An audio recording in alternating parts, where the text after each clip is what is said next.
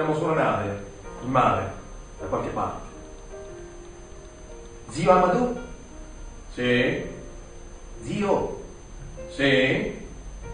Mi senti? Sì che ti sento. Ma non mi guardi? L'uomo si volta ed accontenta il nipote. Stai tranquillo, le mie orecchie funzionano bene anche senza l'aiuto degli occhi. E si volta a studiare le onde.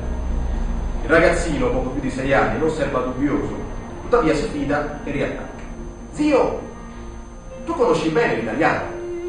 Certo, laggiù ci sono stato anche 2 volte. Ma conosci proprio tutte le parole? Sicuro, Usman?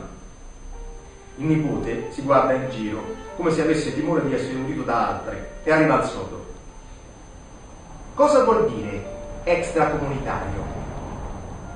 L'uomo, alto e magro, ha 30 anni, ma la barba grigia gliene aggiunge almeno una decina.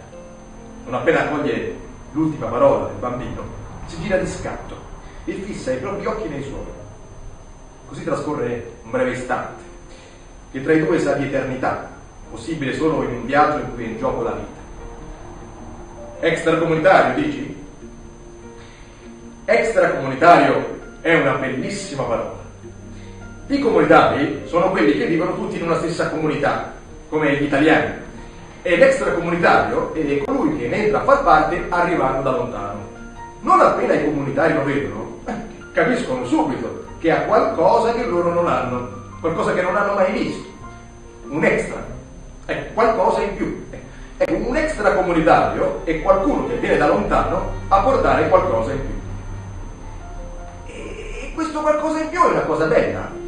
Certamente, tu ed io, una volta giunti in Italia, diventeremo extracomunitari. Io sono così e così, ma tu sei di sicuro una cosa bella, bellissima. L'uomo riprende a far correre lo sguardo sulla superficie dell'acqua, quando Usman lo informa che l'interrogatorio non è ancora terminato. Zio, cosa vuol dire immigrati? Lo zio stavolta sembra più preparato e risponde immediatamente. Immigrato è una parola ancora più bella di extracomunitario.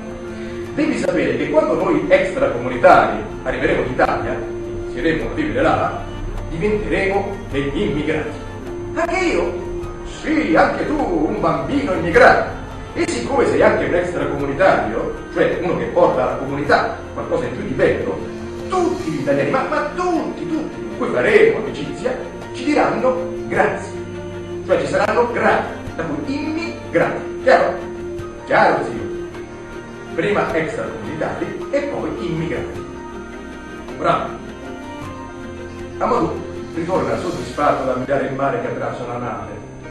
Ciononostante, non ha il tempo di lasciarsi rapire di nuovo dai flutti che il bambino richiama ancora la sua attenzione. Zio, Sì? e cosa vuol dire clandestino? Questa volta Amadou compie un enorme sforzo per sorridere, tuttavia riesce nell'impresa. Clandestino. Sai, questa è la parola più importante. Noi extracomunitari, prima di diventare immigrati, siamo dei clandestini. I comunitari, come quasi tutti gli italiani che incontrerai di passaggio, molto probabilmente ancora non lo sanno che tu hai qualcosa in più di bello. E qualcuno di loro, pochi, molto pochi, potrà al contrario insinuare che sia qualcosa di brutto. Tu non devi credere a queste persone. Mai. Prometti. Lo prometto, si affretta a rispondere il bambino, sebbene non sia affatto spaventato. Per quante persone possano negarlo, prosegue lo zio, tu sei qualcosa in più di bello. E questo a prescindere, se tu diventi un immigrato, o meno. A prescindere da quel che pensano gli altri. E lo sai perché? Perché? Perché tu sei il clandestino. Tu sei il destino del tuo clan. Tu sei il futuro dei tuoi cari. L'uomo riprende ad osservare il mare. Usman finalmente smette di fissare lo zio e si volta anch'egli verso le onde. Mi correggo, il suo sguardo li sovrasta e punta all'orizzonte. Sono il futuro dei miei, pensa il bambino. Le parole si mescolano ad orgoglio e commozione, gioia e fierezza. E chi può essere così ingenuo da pensare di poterlo fermare?